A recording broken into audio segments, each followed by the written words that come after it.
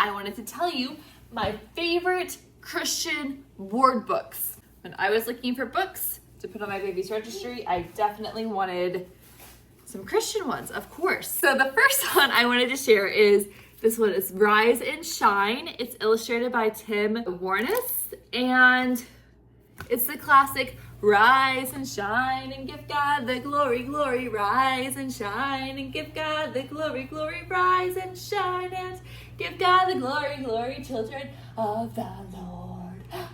Illustrations are beautiful. So basically the pictures are this family of bears going on a little outing. For the illustration for the Lord told Noah to build him an arky.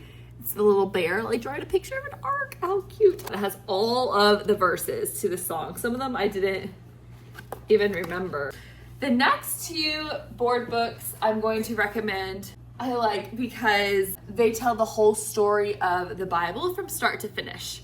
And I love that. I love that it's building stories of the whole like story arc of the Bible. Because I feel like often as little kids, you just learn random Bible stories. You learn Noah's Ark, and then the next day you might learn a story about Jesus healing the blind man, and so on. And it's just kind of random. And at least for me, it wasn't until I was in high school that I fully understood the whole from Genesis, Adam and Eve, Noah's Ark, Abraham, Exodus, and so on, like all the way like the chronological order of the Bible. So when I found these board books that do that in very simple language, I thought it was amazing, and I had to have them to have for my son. The first one, I have like a complaint about this book, and it's not a theological complaint. It's just a complaint that I will show you. It's The Biggest Story ABC. It's very brightly illustrated, and it goes through the whole alphabet. So it says A, in the beginning, God created Adam and Eve. B, everything was beautiful in God's good world. C, then Adam and Eve sinned and everything was put under a curse. I do like that it mentions sin. Oh. I like that it mentions sin because a lot of children's Bibles don't mention that. So I thought that was good. D, but God promised to send a deliverer to save his people. And then it goes through. So like, it goes to O, the other nations overpowered the Israelites and made them captives. P, even God's prophets were ignored for his own son to come and save the people from their sins. And then 3 days later, God raised him up from the dead. It goes through all of, basically to Jesus. It doesn't go into Acts or anything like that. X is he's our example. So that's how they use the letter X in this. Okay, my silly complaint. So a couple years ago, I was a preschool aide. I learned the importance of having the letter G in alphabet books or in flashcards or whatever, making the hard G sound, as in goat, goose, gorilla, not giraffe. So whenever I'm looking at alphabet books now, because of that, I always want to make sure I check and see what the letter G is before I buy the book. So for this one, I was like, okay, what's it gonna be? Thankfully, an Amazon review did point this out, so I knew before I put this on my registry, and I was like, I thought it was hilarious, honestly. But I'm like, why on earth? Okay, here we go. It's talking about the plagues, right? F, God sent flies. God is a good hard G sound. For the letter G, they said he sent gnats. Gnats. They chose a silent G for the letter G for this book. They literally could have said God sent gnats and it would have been fine. God could have been the G, but they didn't. So I decided, whatever, I love the fact that it still goes through the whole Bible. We'll just talk about someday how there's silent G's in random words sometimes. So that's this book, The Biggest Story ABC. We're about to head on a walk before it gets too hot here. And on our walk, I'm going to talk to you about this book, The Kingdom of God, Rhyming Board Book, published by Lithos Kids. So the Kingdom of God Rhyming Board Book also goes through the whole Bible, in that it talks about creation, it talks about the fall, it does mention sin when it talks about the fall, it talks about Noah, the Tower of Babel, Abraham, Moses, and the Exodus, and then King David. And after King David, it jumps ahead to the New Testament with Jesus.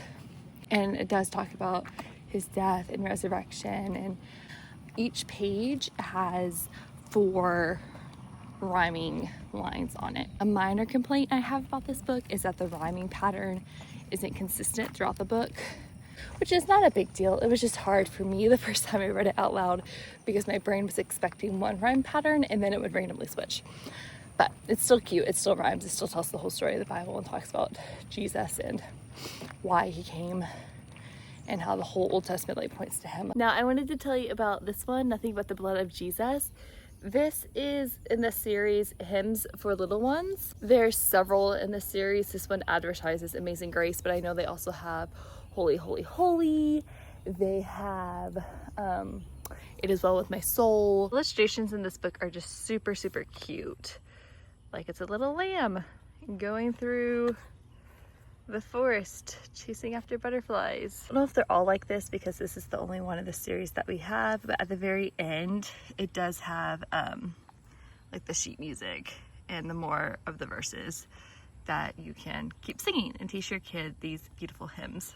Lastly, I wanted to talk about the Baby Believer books. We have 3. My favorite that we own is Psalms 23. This is a colors primer. So it starts off by saying, the Lord is my shepherd, I shall not want, and everything in the picture is brown. Green, he makes me lie down in green pastures. And I think it's just super cute because it goes through like all the colors. There's a couple that turn, and it's just beautiful, beautiful illustrations. Like, look at that, so pretty.